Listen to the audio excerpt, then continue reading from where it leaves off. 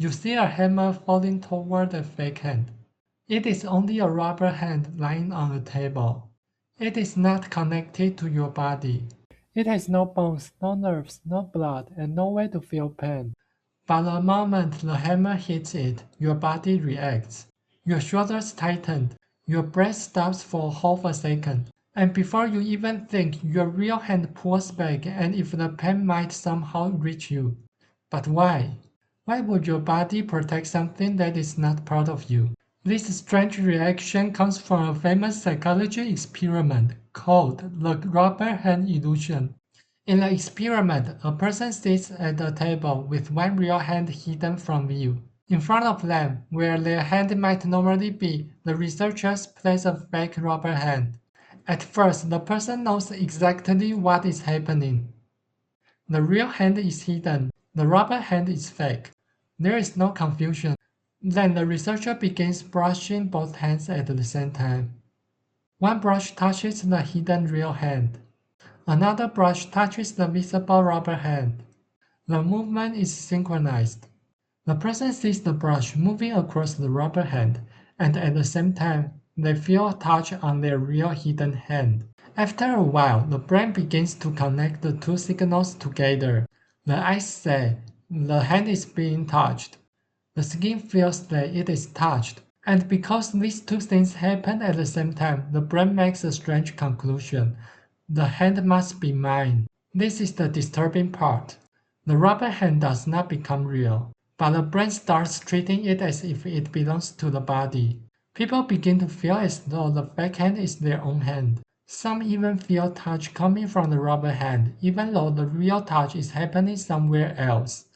Then, when the rubber hand is suddenly threatened, the body reacts. If a hammer comes down, people flinch. If a knife moves toward it, they pull up their hand back. If the taser bends or attacks the rubber hand fingers, the nervous system of the testees responds as if their own body is in danger. Not because they are stupid, not because they forget the hand was fake, but it is because the feeling of body ownership is not as solid as it seems.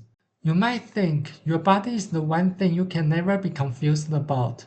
Your hand is your hand, and your arm is your arm. Needless to say, your body is your body. But the rubber hand illusion shows something stranger. Your brain does not simply know your body. It builds the feeling of your body. With the vision, with the feeling of touch, it takes time into consideration. It locates the position. And when those signals line up in the right way, the brain can accept something fake as part of you.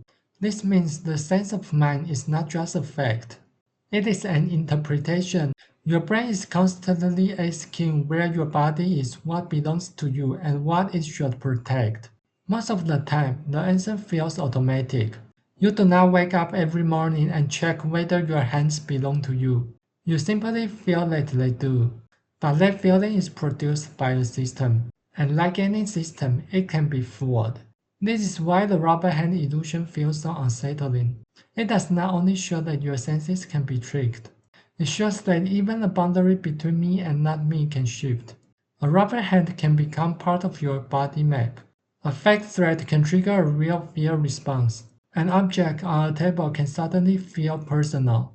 So when the hammer falls, your reaction reveals something deeper. You are not only protecting your flesh, you are protecting whatever your brain thinks what composed of you.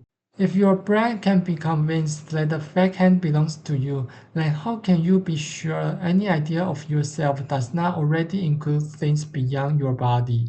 The people around you, the spaces you live in, the objects you use every day, and the way the world responds to you can all quietly become part of how you understand who you are.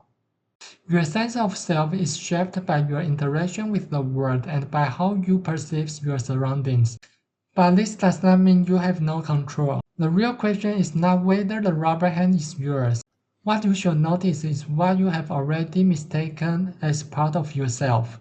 And in the end, you are the one who must decide who you really are. So say my name.